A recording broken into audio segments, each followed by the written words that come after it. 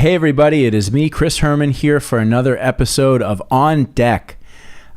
Today's guest is a repeat guest. It's Erin Feldman, our art director here at the agency. And I really wanted to have another conversation with her because those of you that have been following the podcast know that I've been very passionate in my communication about how now is just absolutely the best time, like in the history of the world, to be a creative person, I think. Based on the technology that's available, the different avenues of creativity, and then the ability through social media and NFTs to really control your destiny as a creative person. So having Erin back on was a logical next step. So in this conversation, we talk about, her creativity, how she stays inspired, some lessons for up-and-coming creatives who want to get into the business and how they can have a job and also create on the side. And then we veer into a bunch of other topics. But I really enjoyed this one. I hope you will too. So without further ado, this episode of On Deck is with Erin Feldman. Enjoy.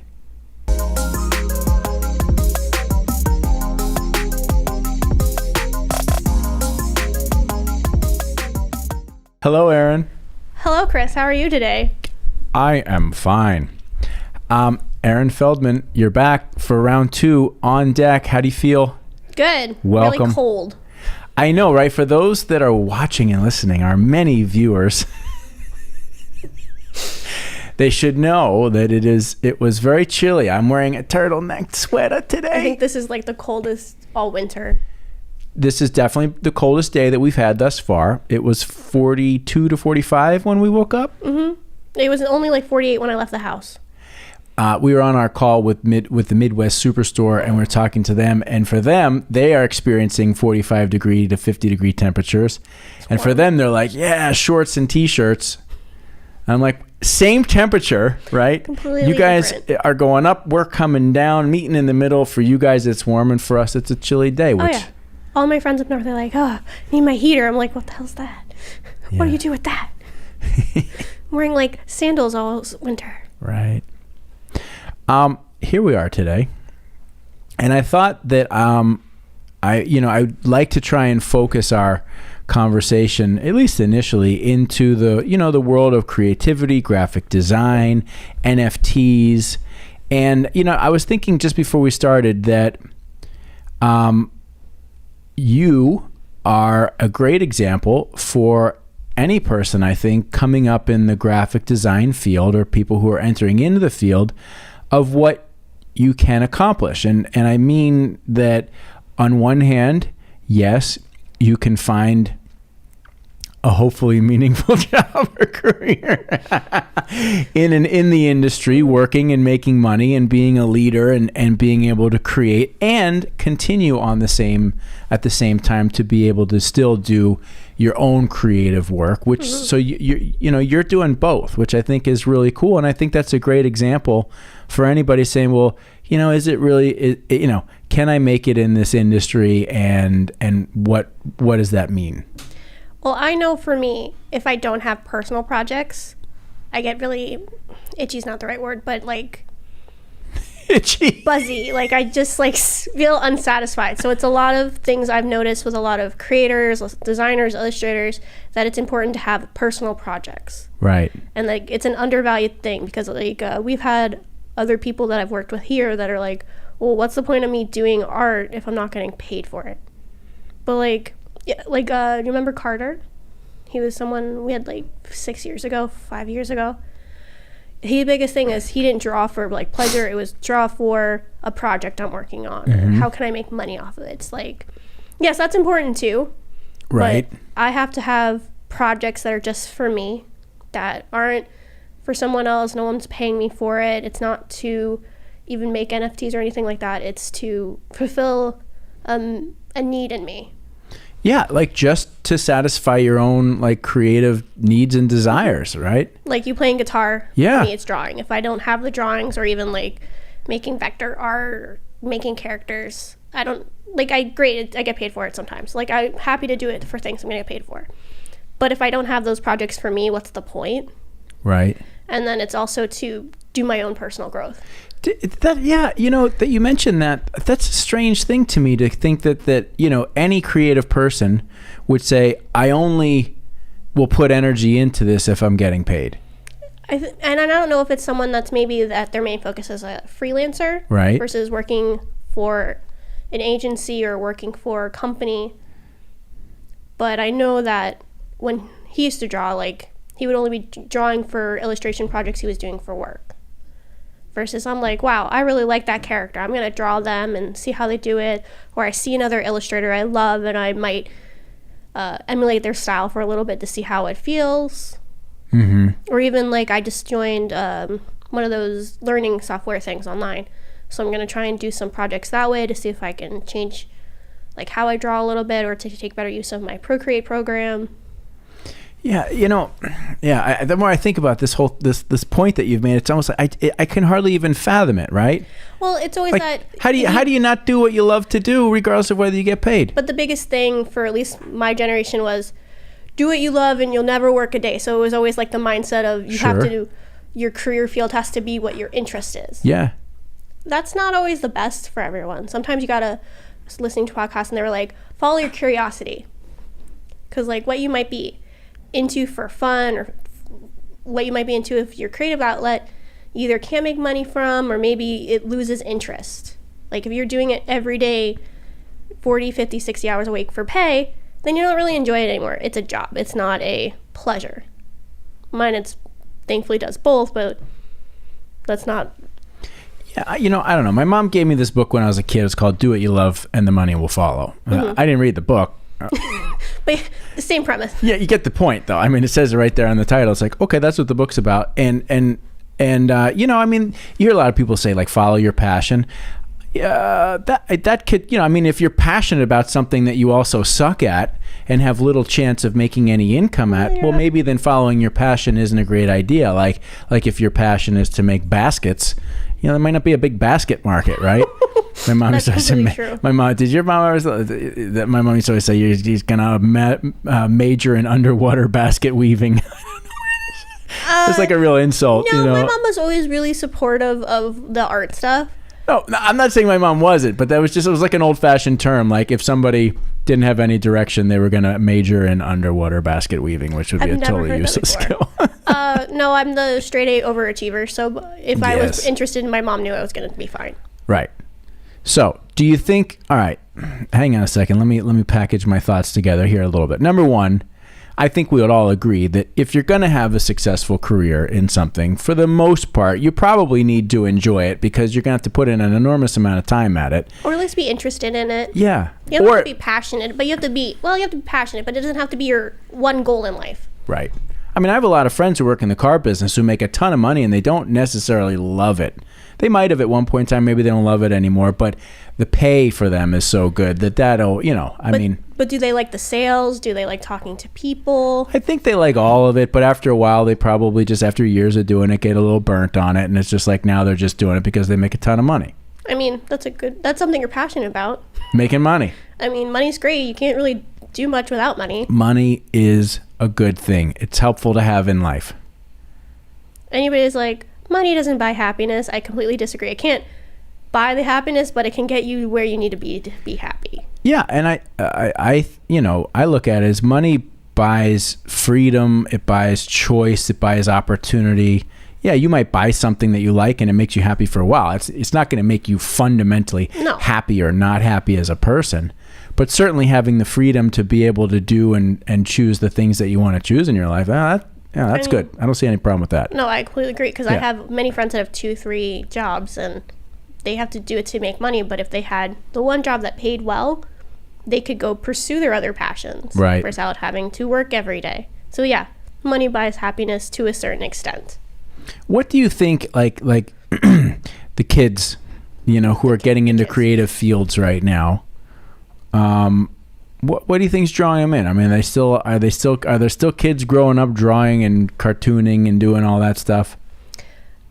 I think so. I think a lot of them are just because I listen to so many podcasts and YouTube, a lot of them are afraid of like AI taking over, but they're still interested in like the fields. Mm-hmm. It's more of what I've noticed with listening, they're like more of pushed into being specialized fields, which are interesting, versus when I was in school, which aged myself about 10-12 years ago, it was more of a generalized focus, and then once you get into the field, or at least in your last year, then you specialize. Because for me, I like to know a lot of things, and once I know a lot of things, then I can figure out like what I was into. Mm-hmm.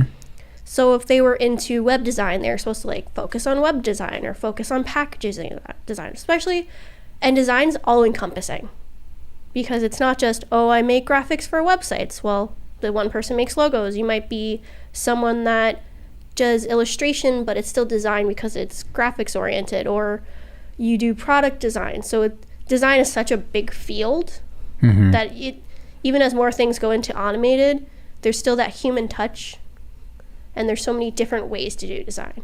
And with the NFTs coming out and all these different new mediums, there's always things to do. Plus, you're going to make more money in design versus like, I like painting. Not that there's anything wrong with painting, and I've met some fabulous painters. But unless you like have a following online, probably not going to make great money being purely a painter and illustrator. Versus like design, you can probably always find a job in design. Yeah, and even still, you know, when you talk about the AI piece, it's like, okay, I mean, yes, there's going to be a continually growing number or amount of creative that ultimately, you know, basic stuff that's duplicate, you know, that can be duplicated and that will be AI driven, I suppose. But I don't know. I mean, to me, AI and that technology is going to be significantly powerful in a lot of areas, but I don't know. Will it get to the point where it can create better than humans? I don't think it'll ever create better than humans, but I think it'll be like something like Canva or like Squarespace, where they have those like automated things that you can use as you're like launching. So like real basic designs that you can use. But eventually, as you get bigger, you're always going to need that personalized thing, which needs to come from a human.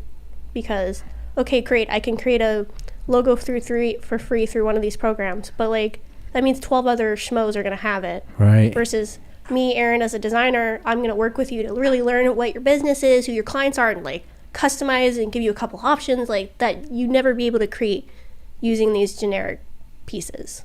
Spirits in the machine. Yeah, spirits in the machine. The major cannot make everything. Right. I agree. I think it's our job to continually evolve and understand, you know, the matrix and what the framework is, so that you can operate and create within it, you know. And I know, you know, I want to talk about NFTs at some point in time. I know you do. We're going to get there, you know, but I just want to really start off by focusing on being able to provide some value to people who would be considering getting into the creative field, and you know, to give them a sense of hope and optimism that now is a great time for them to be able to do that. I think there's so many jobs in the field, especially with like the change in market through COVID, that there's more positions to work anywhere in the world but from home. Right. Like 3-4 years ago, yeah, there was opportunities to work primarily at home, but they weren't as vast as they are now. You go on LinkedIn, you'll find like thousands of jobs that are all remote or hybrid or whatever. And then there's so many different elements. You could just be a content creator. There's so many different things than when like I was in school, like, oh, you're a web designer. I do logos. I design prints. But like, did they say it in that tone of voice? No, that's just how I'm. But it's like you had to be like, there was still a lot of kinds of designers, but there's so many more now, and I feel as it goes on and on and on, there's going to only be more ways to design, more ways to create. There are people that only like create on the iPad, like instead of being on Adobe and like on the computer. Which you do a lot of. I mean, you had it sitting in here just a second ago. Down here now, it just has stickers. But like, you could be in college and just be designing things on Etsy or selling on any of those like other websites, just doing stickers or just doing there's little things on Twitch. It's like a streaming platform, Twitch, where you just do their little avatar thingies. I know people that are like voice actors that don't want to have like their face on their like Twitch profile or YouTube profile, right? So there's people that design their characters to like move around and like do the motion graphics that go with Right, like they're moving almost around. like their avatar for the metaverse, except Yeah. it's not official. Yeah, it's not official, and it's just customized for them. Right. And you could just go into that. Like, I mean, how amazing is it now? I mean, for a creative, for anybody, but we're talking about creative space. I mean, you have all this technology available to you. Mm-hmm. You can, I mean, I see the work that you do on your iPad and how you draw and create characters on there. It's fantastic, right? I mean, it's right there. It's already digitized. It's not like you're drawing it and then you have to like transition it over or anything. It's just like you're operating in the digital space. You can create however you want, whether you're a graphic designer, video producer, video editor, camera person, audio, music, and you could do it from anywhere. And you could either work for yourself or work for a company, and like you can be anywhere the hell you want. it's amazing. Right? Like, I love like the fact that we work from home so much. So like, let's say 2 weeks from now I want to go somewhere, I could work as long as I have a perspective space and internet, can work from anywhere. Right. There's people on TikTok who do like van life or whatever, and like RVs or whatever. Yes. And they just traveling remotely, and I'm assuming they're doing similar things like design or The something. content creators. But they're not just content creators. A know. lot of times they're working for someone else. Well, yeah, doing they got it. content I too. mean, they're doing something to generate. But the fact is, income. they can be a creative anywhere. Now, I'm not saying you're probably not going to be a painter living in your van because you Right. need the supplies and space. But like, you need an iPad and a computer, not even both, and you can pretty much work from anywhere. And there's so many ways to get like Wi-Fi, like traveling. I mean, listen, we work 2 days in the office and 3 days home. And that's not changing Yeah. anytime soon.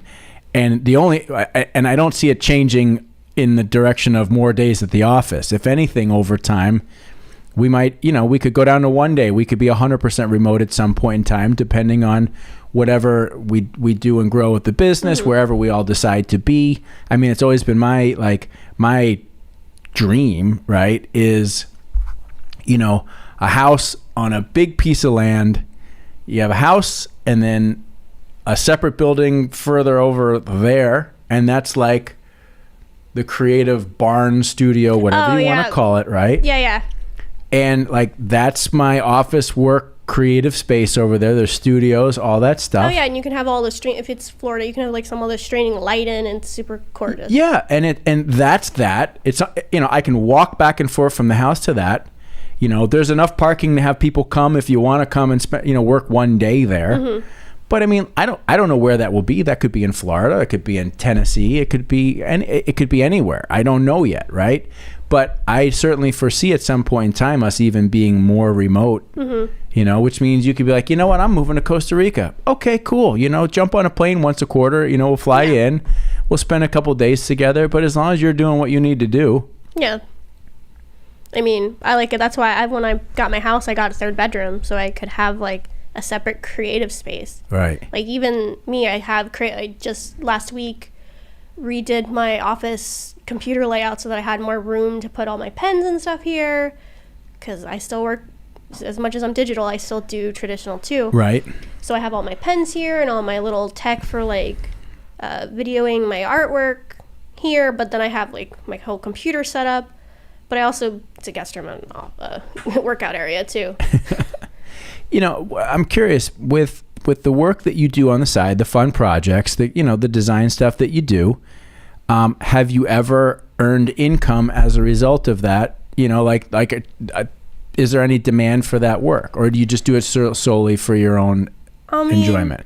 I'm not asking if you're moonlighting or that's not the point. I mean, I'll honestly tell you, yeah. I do things on Etsy. I don't do so much of my illustration stuff, but I use my illustration to do all the designs that way. Right. I do a lot of the creation for like my cousins, like anybody in my family who needs something, I charge them. But I did all their logos. I'm super like, if they don't go to me and they go somewhere else, I'm a little offended. It's like, that's what I do for a living. Right. So yeah, I a little bit here or there. A lot of the artwork's for me. I've done like paintings for my mom and like my family for like holidays and stuff like that. For me, it's just a drive to make something. Like if I'm home and I'm just watching TV or doing something on a weekday and I didn't create anything, super weird for me. Like I just can't do it. Do you ever like? That's why I called it an itch earlier. Right. Do you ever find when you're like spending lots of time creating just for the sheer joy of it, do you ever sometimes go, it's nuts that I spend so much time just doing this? I just wonder what else. I don't understand what people who don't do things like that do all day. Do you just like, do normal people just sit there and hang out with each other and not do other things at the same time? Like that's never been me. Like I go to dinner and I don't like have my iPad out and drawing. But if I'm like at a friend's house and we're watching a movie, and unless it's like at the theater, I'm sitting on my iPad drawing while we're hanging out. Right. If I'm with my mom and sitting there drawing, the only time I don't is if I'm out. Yes, it's a lot of time I'm doing it, but I can't understand. I can't just do one thing. Right. I mean, I can definitely do one thing, but I also like if my equivalent with that would just be sitting with a guitar in my hand and just kind of like just playing, which I did last night. Like we were all like just laying in bed and, you know, it was quiet and it was really nice. Like I just was playing like really quietly and my wife fell asleep and then Sabrina was with us and she fell asleep. It was really cute and it was just like, she's so cute. It was really nice to just do. But it's not like I could do that all the time, nor that I would. But I find, I mean, I don't think any of you realize how much time I spend here, like when you're not here. That's a little worrisome. Tinkering around with stuff and working on my projects, which is like creating all this stuff. It's sometimes I'm like, it's insanity what I'm doing, but I am so driven and I enjoy it so much. So that's when I'm at home. If I'm at home and I'm not doing like something specific like making dinner or cleaning up or just like on the phone with my friend, I'm probably drawing or making something because I can. It's also how I learn. Right. Even in school, if I was taking notes and I'm in class, I'm also drawing at the same time because that's how I retain information, is a movement. Without writing, I hate writing, but without writing something down or doodling something, I can't remember anything. Right. So it's not just like me needing to draw, it's also me needing to process. Is how I process anything, is I have to have something moving. So you're doing something and at the same time your mind's working, right? Yeah, so I could probably tell you, like, if I was drawing something in college, I could probably tell you what class I was in while I was drawing that because I can remember. Really? Yeah, like not exactly, but like not the exact It's almost lesson. like a learning aid? Like a learning aid, because I have a little bit of a learning disability, so it helps me like retain information better. That's interesting. I find that it, like, for me, for example, Saturday, my wife had a friend of hers getting married, so they had like a ladies' dinner or whatever on Saturday. Ladies' dinner. Now Saturday night's normally our date night, so we have a babysitter, but it was ladies' night, right? And we had the babysitter anyway. I'm like, oh my God, like I get the night to myself, right? Now, probably don't get that very often. What do most people do? Like would go out with their friends or whatever. No, I got here at 4:30. By 5 o'clock, I was working on my guitars and all my pedal boards and all this stuff till 2 a.m. Like, oh wow, 9 hours. I didn't think you stayed up that late. I don't, unless I'm here doing that, right? Okay. That's the only thing that I'll stay up late for. It was 9 straight hours of constant work. And it went by like, I was like, oh my God, it's already over, right? Yeah. Like I can't believe, and it's craziness. Like everything's out. And it's like I've got like 4 race cars that I'm building. And they're all like, this one's a small car for a small track. This is the big one for the big track. So you're working on multi-projects at the same time while you're doing that? Yes. Like okay. I've got a number of things going and I'm testing components and things, all of it ultimately to create a machine that I play through that is pleasing to me, right? No, I totally get that. I always work on several projects at the same time. And I always say I'm getting closer to finish, but a lot of them are getting like close to being done, which is a very satisfying feeling as well too. You'll find something new to make. I'm about to put them out on the track pretty soon, right? Yeah. But for me, that incredible focus, like I don't think about anything else. That's one of the things I like about it. I don't think about like the day-to-day job. I don't think about my family. I don't think about anything. It's just like getting swept up in that creativity and being focused in it. It's like it's completely consuming and I love it. I get that way sometimes, but I use mine more of a connecting with what's going outside me. But sometimes I do, like, I'm working on something and my mom's talking to me and I'm just like, were you saying something? I'm sorry. I was doing something. Right. Like, I'm working on, or not animated, but like illustrated lineups for my next cosplay because fingers crossed I get to go to con this year. Right. So I'm working on those. I'm working on a second logo project that I'm just doing for myself, so I'm sketching that at the same time, and I'm just kind of, I jump around. Even in my art files, I kind of work in a circle. Well, I guess this isn't a circle, but I work like this, so I'm jumping around. I never work in like A to B to C. I work A, F, G, Z, L, A again, and that's just like how my brain functions. But it's all kind of in the same world. Most of the time. Right? But sometimes I'll be writing, and then I get bored with that, and I need to design something. Then I get bored with that, and I'll go organize something, and I get bored with that. So I'm so scattered. It's only like when I'm super busy, I'm like hyper focused. Right. But even then, I'm checking emails. Even when I'm working here, checking emails, I'm organizing something, I'm talking to someone else. Like, I'm probably doing like 8 things. In the, let's call it, I don't know, 10 years that you've been a creative professional. I'm just throwing a number out there. It's around 10 years. Yeah, okay, so let's just say that. What do you think, in what areas have you most improved, right? Like, if you look at your creative and professional self now compared to when you started, like, what are some of the things you're like, I'm definitely better as a result of this? On a design side, yes. I'm much more concise.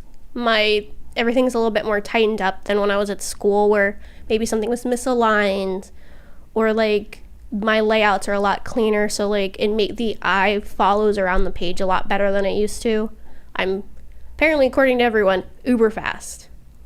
Like, according to me, yeah, I'm like uber fast, which used to be like a couple years, not as much lately, but a couple years ago, it was like I'd make a lot of mistakes because I was moving too fast. Mm-hmm. But now I'm trying to like meet in the middle of being fast and being well done. I guess that's not the word to put it, but like everything's like the way it's supposed to be. All the words are spelled correctly, right? All the information's correctly. I used to work so fast because I had so much overloading my mountain. Now I just work fast, and then I go back and right. So I'm saying my work's more concise and more, concise is still not the word I'm looking for. The quality is better, and it's also tightened up. They're more efficient. More efficient. Yeah. And then just last couple of years especially, I've been trying to push myself to do something I normally wouldn't do a layout I wouldn't even think of. Look at things like what my team's doing and see what I'm missing, how they're thinking. So that's kind of where I always kind of drive myself with design, is trying to do something new. Right. Especially, like, I don't follow the trends. Like, I know what the trends are, but I like to do what I feel works. Like, what's a trend in design right now? Right now, it's a lot of isometrics. What is that? Kind of looks like it's in perspective, in like 3D perspective, but it's still kind of 3D flat. If you ever look at old, like, Mario games or something, you'll see that it's kind of like a 3/4 view. Okay. So it's like an isometric design where it's offset this way. Seems to be pretty popular. There's I don't want to call it pastel gradient, but like a floaty kind of design going on where it looks like a lot of like colors are like lightly blending into the whites. I've seen a lot. There's that Facebook illustration where they're kind of just like generic people that are super bubbly and flat. Was really popular last year. There's more of a movement towards accessibility, which is great because first off, you have to illegally, but like making sure everything isn't instant playing videos, or there's more text on a page than like images, because that's better for people who can't see or can't hear or use like readers. Okay. So like that's not a trend, but that's like a thing that people are moving towards. So like design is being more accommodating. But every year there might be, okay, this year everything's super 3D. And then the next year everything's flat. Right. And it's whatever's popular at the time. It's just like any other artist, constantly moving, evolving, and moving forward, and then grabbing pieces from the past and incorporating them in new ways. Like, yeah. And that's how we got art movements. We have, I have the Impressionist, and then you have the Post-Impressionist, then you had the Modern, where everything was like nothing. And it's just... Did you study art in college? Oh, yeah. It was like my favorite. Okay, so you studied like all the different... Yeah, can I tell you most of what I learned? No, absolutely not. I can tell you what I liked and I remember. Right. I used to be able to name every part of a Greek temple. Why I needed that information, still don't know, but it was pretty cool. I took a whole class on Michelangelo. Yeah, okay. So I had to do a final project where I did a bunch of illustrations on his statue. David or I did. He has a lot of statuary. Right. So I chose not popular ones. I did a lot of like Dying Muses. I did one of his, I guess I did like 3 Dying Muses. Didn't he do one called Angry Birds? No, it'd be funnier. But, like, if you ever look at his work, I swear that man has never seen a woman. Everything's in the wrong place. There's like 2 pieces of art that actually are pretty feminine. I learned in class, you know that myth where he like was laying on his back painting the Sistine Chapel? That was a myth. Oh yeah? Yeah, he was on his scrapple like painting backwards, like hurting his back because he has notebooks of him complaining about it. Right. I mean, can you think about like that? Like when you think about, and maybe it's the same today in a different way, but when I look at, let's just call it art or music from that time period, right? Yeah. You know, you think of like the master painters. I don't know who I mean, I know the names, but I don't know what movement. It doesn't matter. The point is, like, you look at the Sistine Chapel, right? The sheer amount of excellence and time and detail that goes into that something, it's insane, right? Like, how long did it take? I don't even know. Who knows how long it takes? 3 or 4 years. 3 or 4 years. So, I mean, I think he had assistants. Almost every famous painting, just like now, have a, intern is not the right word, but like understudies. That's not the right word. That's a theater term. Whatever. Gremlins that like help them do. They're part of like their studio. Right. It's like most of the famous sculptors and like they had other people working with them. They have like a team, so they work out of their studio. So Michelangelo had other people helping paint the Sistine Chapel? He probably did most of it, but he definitely had some assistants who were running around mixing his paint and bringing him his colors. Okay, so fair enough. I mean, it could probably be said that Mozart or Bach had some people helping like get their supplies and stuff like that as well too. But I guess what the point that I'm making is the art from that particular time, let's call it the 1400s, the 1600s, whatever. Like it's the 1530s or something. Right. He was around like Julius this whatever. Because like it was right before like Raphael and that movement and stuff. Okay, so you're more dialed in on that. Yeah. Hear me. I'm trying to make a point here. 1500s go. The detail that went into that art, into that architecture, and into that music was insanely sophisticated. Like nobody does that shit now. I mean, I'm sure there's painters who still do a little bit of, but like en masse, you don't see that type of attention and focus to detail. Like, listen to great symphonic music. It's insane. It's because everything now is focused on, I need it fast. I need it. You like, look at the Lin-Manuel Miranda who did Hamilton and stuff. How much he's done sheerly in the last year. He directed a movie. He's been executive producer on 2 or 3 other movies. He's made 2 whole musical scores for 2 different movies. It's just like the sheer amount of work that man did in a year is like how much people would do in their lifetime, like 500 years ago. Because it's nowadays you're expected to post every day, and it's just like do. I can't tell you a day that if I don't send something in a couple hours to a client, what's going on? It's like, well, we all know you now because we say, you'll be like, is it okay if I take a little time on this? Yeah, no, take your time, Erin. Ding, there it is. But yeah, it's nowadays I have to get everything done quickly, like just. Artists on their own, I have to do it. You have to do a lot because everybody's seeing it. It's not like back then where it's like, oh, Michelangelo just released this new painting. It's been like 4 years since he released this new painting. It's amazing. Right. You had the time, like, you kind of had no choice. You had the time. Everything moves slower. Yeah, they're masterworks. That's all they had to do. That was it. That's what he did.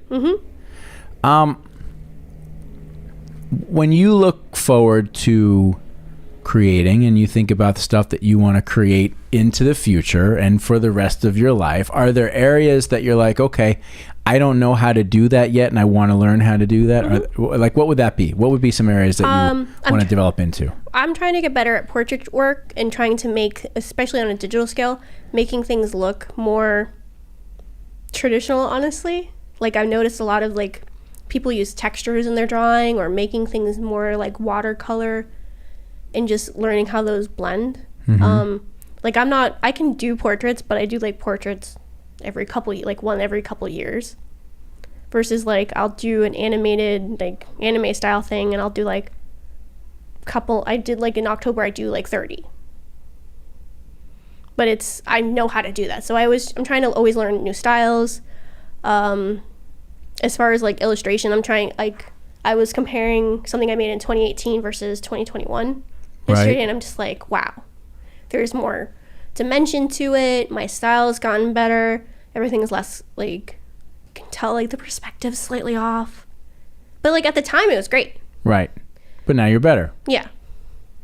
For a while, I was trying to learn how to do more animations and, like, After Effects and stuff. So there's always more to learn, and I'm always trying to also learn. There's no programs that come out.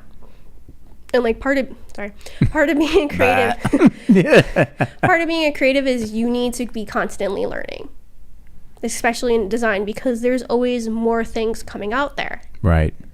There's always going to be, whether it's making things for Twitch, the NFT things, if you're learning to animate drawings in Procreate, like, that's a big thing that people are doing, is, like, animating part of it versus, like, the whole picture. Or even just learning how to make a quick video for myself to put something on, like, social media. It's like, there's always more to learn. There's never less to learn.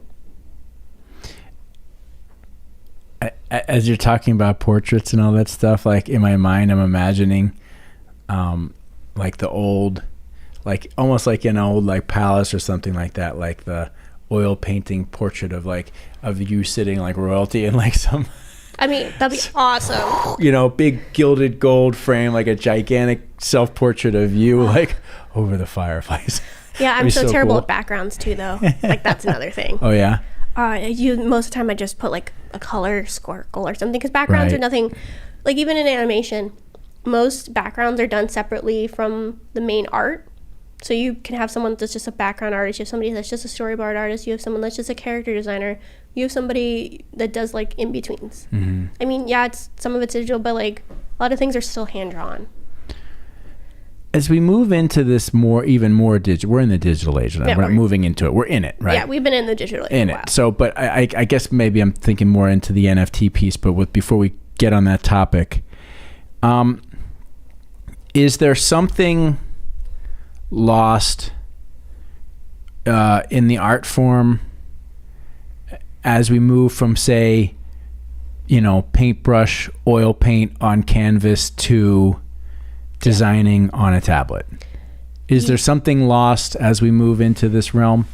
Yes, I would say yes. I think anybody who's digital still does traditional, and traditional people who experiment do digital, because they're the feeling of paper, what I can do with, like, my digital. Yeah, there's a ton of brushes, but if you don't know how to use them, so, like, I have probably 12 different kinds of pens at home, because one pen is going to give me a different result than this pen. So I use, like, sometimes this brand called Posca, which are paint pens. Okay. So this will give me those, like, really beautiful colors, and I can use it on any medium. But then I'm probably going to go over it with some acrylic paint. Maybe I go over it with some charcoal, or I'm going to use, like, a different pen from 8 other brands, just because they all going to give me a different feeling. And then there's something about holding a piece of paper. It's like, when you read, do you prefer to read books or, like, on a tablet? You're not a reader. I'm back to books. Yeah, that's how I am too. So I read things digitally, but then in the last 3 months I've been going back to, like, physical books. I still read some things digitally. It's like, there's always that feeling of having something in your hands. Like, when I was, last time I started hiring people don't bring in portfolio books anymore. They send you to a website. They send you to a website. Right. Versus when I was still at school, and that's only 10, 12 years ago, we had to do both. You still had to have a website, but you also had to have a physical portfolio of some kind, whether it's in that black book where you can go through, or if you got it printed. And there's something about physically having something in your hands that the iPad can't replace. Right. So yes, I love it, and I'm mostly digital, but there's still days I'm just like, break out that journal and start sketching, because there's no other feeling like that.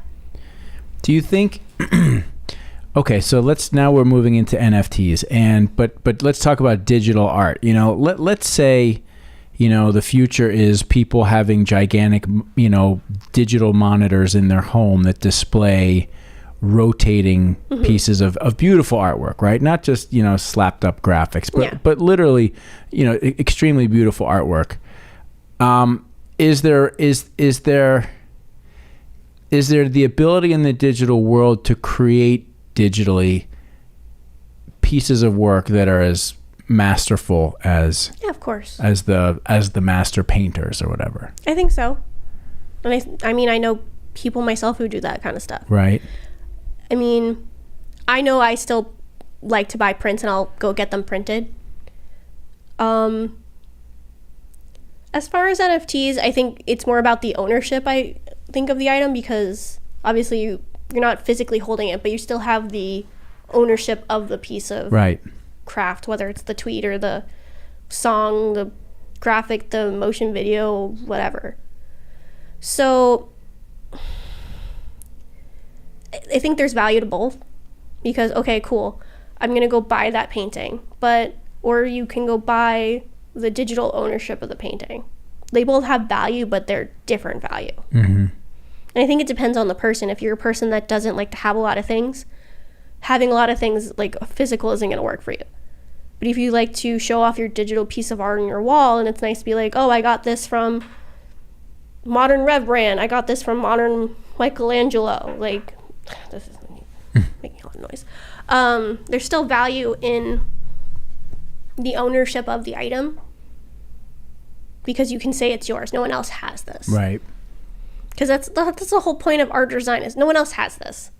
It's a unique thing in and of itself. This is my cup. No one else owns this. Only I own this one. Right. That's the point of having art, is, okay, I'm decorating my walls. No one else has Michelangelo's 5th piece of art or whatever. Right. Same thing with the NFT. Piccadilly made this one thing. This is Piccadilly's number 15. No one else owns it. So let's talk about the NFT piece now. I know, and I'm no less excited about it just because I haven't spoken about it quite as much in the last week or two. But I think NFTs represent one of the greatest things ever for creative people.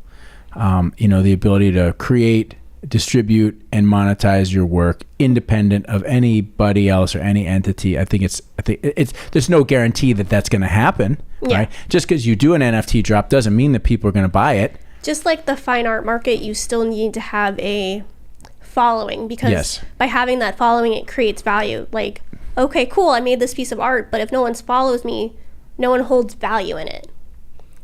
So like the popularity or the price of an NFT is a lot escalated by how popular are. Sure. But that's the same if you go to like Art Basel in Miami. If Joe Schmo's making a painting in his garage, and as beautiful it is, unless someone knows who the hell he is, no one cares. Right. Versus, I don't know any famous art names nowadays. I don't either. Raphael made a painting, and he's like the hottest stuff in the world. Right. Obviously, even if it's like a banana on a wall, it's gonna sell. It just, I think, happened a couple years ago. Yes, I remember that. Yeah. It's gonna sell because he has that following. He's known. He's Michelangelo of his time. It's sort of like that. When I think of South Florida, I think of that artist Brito.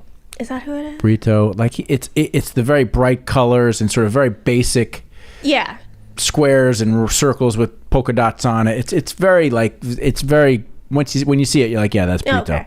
Like it really blew up. But then after a while, you see it, you're just kind of like. I mean, and that'll probably happen with a lot of NFT artists. But a lot of it's the anticipation of owning something from that guy. Well, look at Gary Vee. The guy just literally just did some hand sketches and doodles, and I know I saw him talk about the revenue generated on his first NFT drop. It was $80 million. Yeah, because he's because of him. It's him. I mean, you might not know everything he's about, but you hear the name Gary Vee, you know that's a famous person. Exactly. So amazing. So now that you've had some time to study it and think about it and look at it a little bit, what's your take on the NFT space now that you've had some time to process the thoughts? So I'm the person that's on the fence. I can see the value from a business owner or an entity of, I can make a lot of money and value of having like this digital product going on in the world. There's still the environmental factor that they're still figuring out, because it creates a lot of energy use. There's still art getting stolen from a lot of artists, and that goes on a lot, and they're still trying to figure out that piece. I think as it gets more, I don't want to use centralized, but more figured out and done, it'll become a better space. But the opportunity of it is very fascinating, because I could go create a series today, and if I had a good following, I could make a lot of money, and I have still rights to my, however I word it or whatever, I can still own rights to the piece of art as it continues to transact. Yeah. I think it's so cool. I keep in my mind, I keep thinking about like, and we won't talk about it now, but like, you know, what's our first one here going to be? Like, what's the thing that's going to be, you know, like the first one that we create. And like, I'm interested to see how the process goes of getting it out. Yeah. Even if I'm still on the fence of how it works and everything, it's still really interesting to be on the cusp of something new. Yeah, and that's the thing, you know, it doesn't matter listen, if we create something and we do it and it makes money, fantastic, right? Like, it's going to be good for all of us because, like I said, there's going to be a revenue share on this deal. But if it doesn't the first time, the second time, the third time, that doesn't bother me either. It's just the process, the point of like getting involved with it, doing it, understanding it, figuring out how to do it better each time. Because essentially what you're doing, it's like, it's marketing and art, right? Yeah. I mean, it's art first, or is it? Because if you haven't done the marketing to draw attention to us, right? And then what we create, you know, what does it matter, you know? And so we're kind of going to be starting from scratch from that, because technically in whatever world that we're going to be in and under the name that we're going to use, which is not just going to be Herman, right? Nobody's going to know us anyway. So we're literally, it's going to be like a dual creative / marketing project and an event. So there'll be a human component that we'll be able to judge and say, well, how good was the work? How good was the marketing? How good was the event? Did we create buzz? And see, like, that's the fascinating part for me. It's not so much, okay, look at this cool NFT I made. I mean, I make something every day. That's not the exciting bit on this bit. This is seeing kind of the process of it going out. And I love marketing, which is, I work here. I didn't go into, if I just wanted to make art, I could just make art. But like the element of selling to people, seeing what they're interested in, what kind of ideas succeed, what ideas flop. If we get it out, something actually somebody wants. I mean, that's the fascinating bit as far as NFTs for me. I know you're so excited. I am, and I was just like, I was imagining, right? And I was like, oh, I'll tell you some ideas that I had afterwards. You know, but seriously, it's about creating buzz, about creating cool work. We're totally going to do it. Again, if it makes money, amazing. If not, oh well. You know what I'm really excited to see right now? The crypto markets are getting killed. Yeah, didn't they crash or something on Friday? No, they're down. Like, I mean, 2 months ago when I first started like getting excited just talking about this, Bitcoin was 67,000. It's 35 right now. It hit as low as 32 today. So it's lost almost 50% of its value, which I'm like, that's fucking great because I'm not in it now. Yeah. You know? But I do plan to be, as I feel like I've studied it. $50 in cryptocurrency. Well, that's probably worth about 25 right now. If I'm lucky. It's interesting. It's like the stock market. Yeah, like something that's high now goes down tomorrow. As long as it doesn't like completely crash in the ground. No, the regular market's kind of easing off. Everything's kind of easing off right now, which I'm like, good. Like, just. I would like if the real estate market would just level out. Probably not. It might just ease off a little bit, but that'd be fine too. You know, I'm sick of everybody in my Facebook groups complaining about the cost of rent. Like, I'm sick of seeing like half my friends had to move out of county because they can't find a decent place to live in this area. Yeah, no, the rental market in South Florida is crazy, and even the people that are involved in creating it, like George Perez, who's like a big developer out of Miami, even he's like, this isn't sustainable, these numbers. You know, what people have to pay per square foot, ridiculous, in downtown Miami or in that area, it's insane. People are not going to be able to, we're going to lose capacity because people aren't going to be able to afford living in these places. It'll all ease off. Listen, I mean, I think we're going to see an economic slowing this year. Not a total recession. I don't know. I don't know enough to call that, but like watching the indicators, inflation's going up, the market's starting to cool right now. You know, the crypto market is definitely cooling because you got a lot of people in there that, you know, I don't know if they have the tolerance. They got in because it's kind of fun, cool, and exciting, but I don't know if they have the guts and the tolerance to watch their investment go in half, like in 2 months. And then and watch and have the ability to ride it down and then ride it back up, because it will go back up. The question is when and how long does it take? Yeah, so I think right now people are like, oh, we're getting out. Yeah, you have to stay in it for the long term, unfortunately, and that's very scary. With your $50. You know, I'm just not me personally, but I'm just saying, like, being in, let it ride, baby. Even like stock market isn't something I'm like do either. I have like my retirement savings, like my old school stuff, but like, I don't have money in the stock market. I'm just Yeah, well, I mean, I don't either, and I haven't for because I haven't had the desire or passion. Now I'm starting to, for whatever reason, it's clicked inside of me, and I'm excited about it. So I'm watching it and paying attention and just studying and educating myself and watching what's happening. But again, it's like it's one of those things that be careful what you get into if you're really not into it, right? Yeah, I'm a slow and steady kind of gal. I'm a turtle. Or a tortoise, whatever. Okay. I'm like, I put money in my house. I'm going to wait, 10 years for it to raise value. I mean, it raised a lot, obviously, with what's going on. But once it levels out, I'm going to slowly wait for it to go up. Well, it's going to keep going up. Put my savings, go up. I'm not shoving money here and there. Your savings are not going up. But, your savings are being eaten away every single day. Either which way, I put more money in, it's whatever. It's sitting, it's going. It's not like... Hate to be the bearer of that bad news. But I have... money my 401k is in the stock market, that goes in and that goes blah blah blah, but I only have a couple of things in high risk. Most things are steady old school, right? Waited out, because I have more time than I have money to throw at it. Gotcha. Fair enough. Who knew we'd be talking about investment and finances after starting? Man, don't I just look like I know a lot about that? I don't. I know enough to get through. This is what I have. Well, most people don't, but I'm no expert, and I've sort of always had things that were more interesting to me over time, quite frankly. And now I'm starting to realize it's amazing how little they actually teach you about money and how money works when you're growing up. They teach you nothing. It's almost like it's intentional. They don't even have home ec anymore or anything. I know a bunch of kids that don't know how to do laundry, do basic cooking, don't know how to balance. I mean, not necessarily need a balance checkbook anymore, but how to put money away every week. These things aren't really taught. It's all going towards the testing. Right. I don't know how it'll be with your kids and they're going to school, because it might change again. Right. But it's so focused on, I need to take the FCATs, or I need to take the SATs, ACTs. It's all focused on that. I couldn't tell you where half the countries in the world are because I barely learned geography while I was in school. Yeah, that's... Basic knowledge isn't...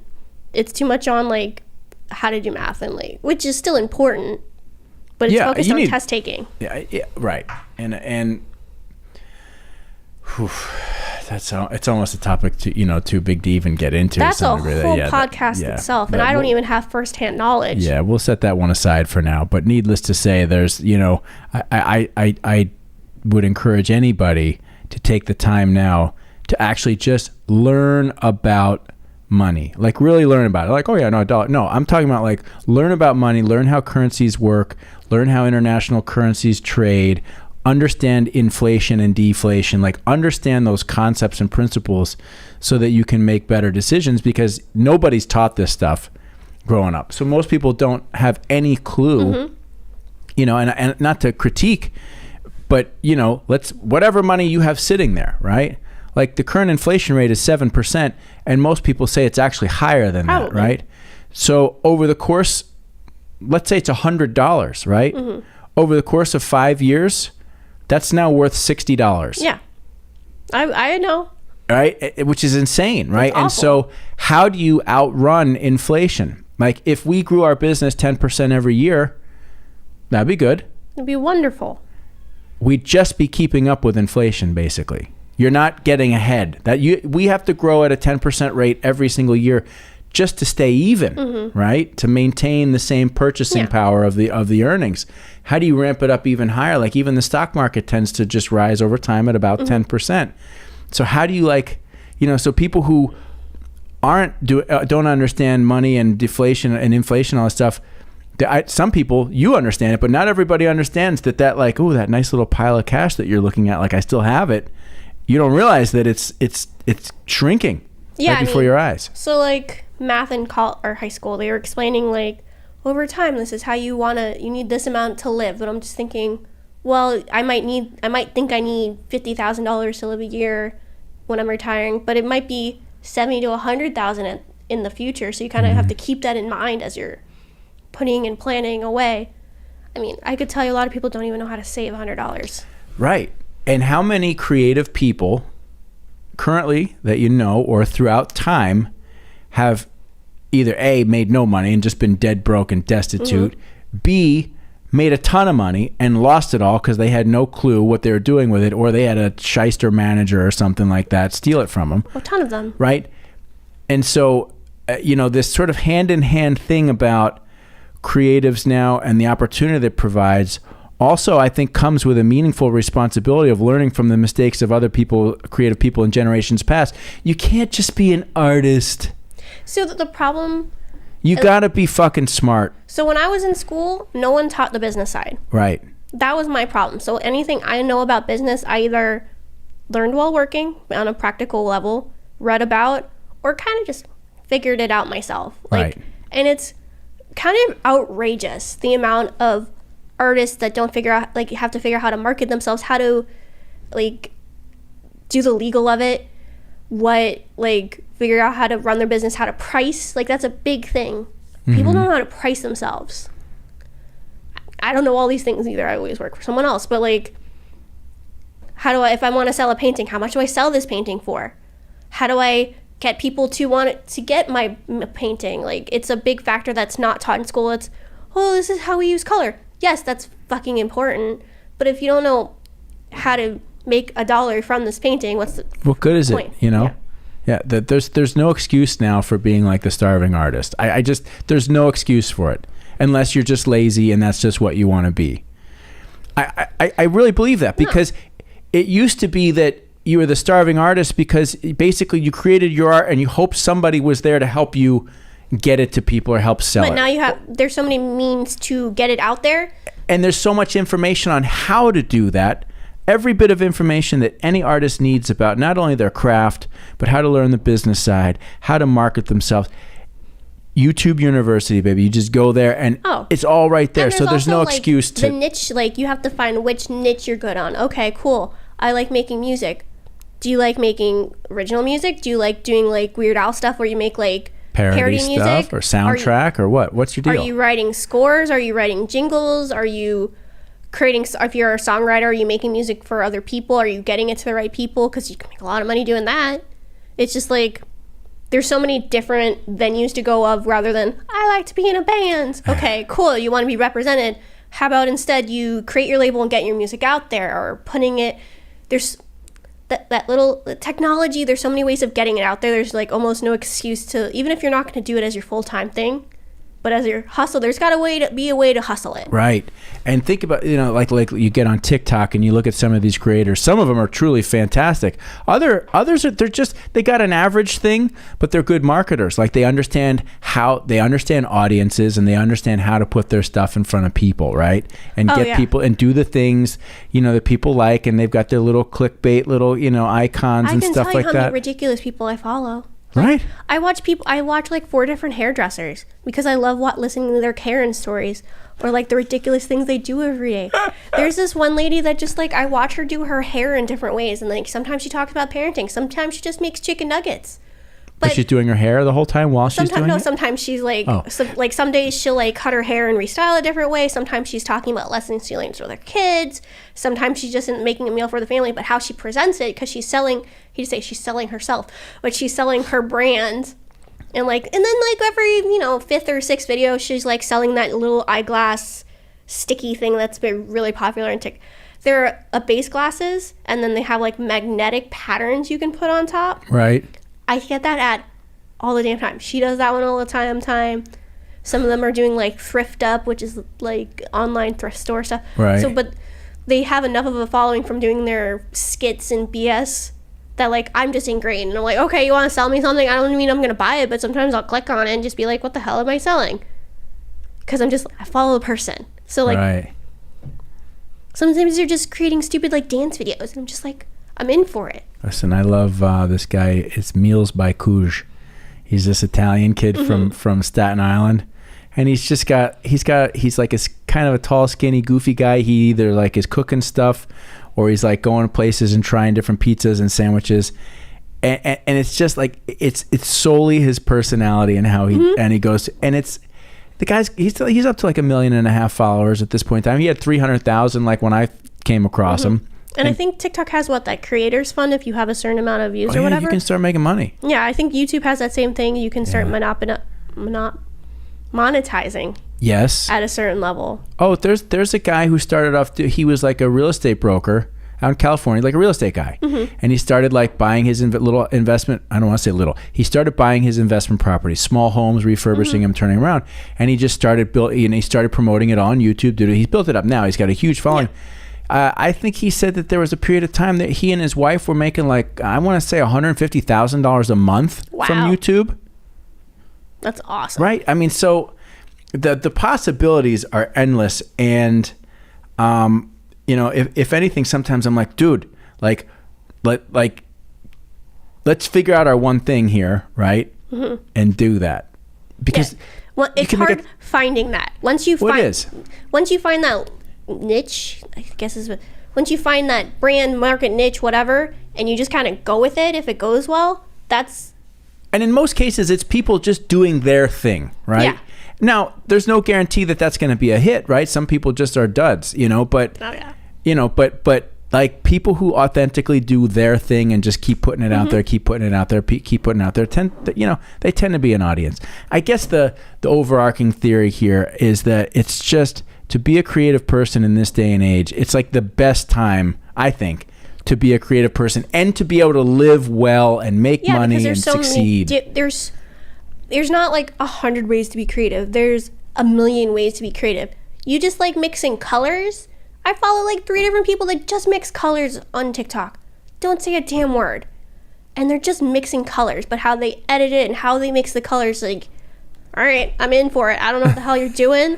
I don't know why I'm watching this. Right? It's literally what got me into TikTok. It's like this one guy that would just he could color match anything with paint.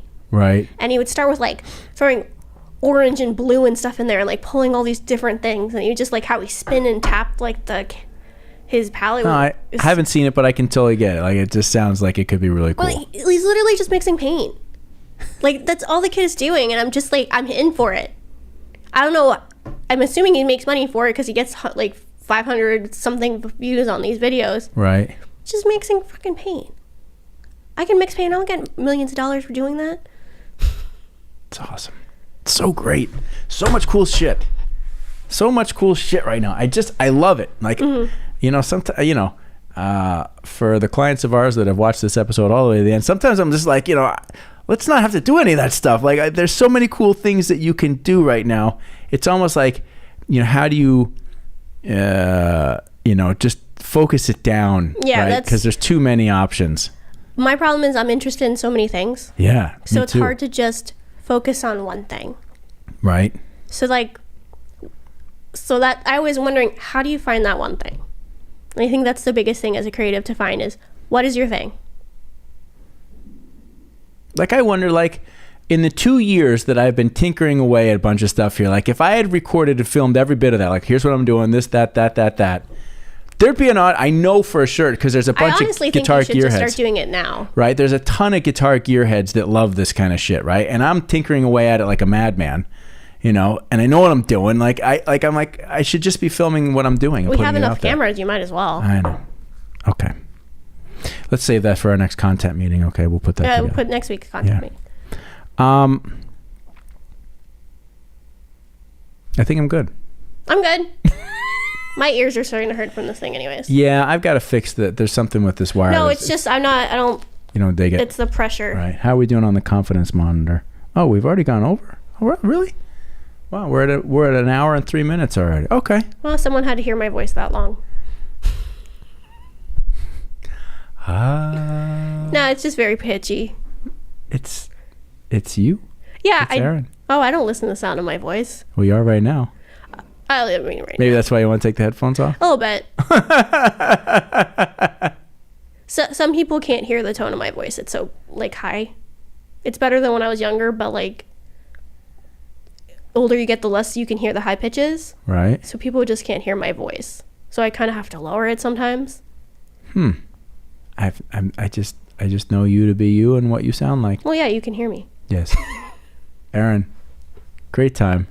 Thank you. Thanks for having me, Chris. You're welcome, Erin. Thanks for being here. Adios. Adios.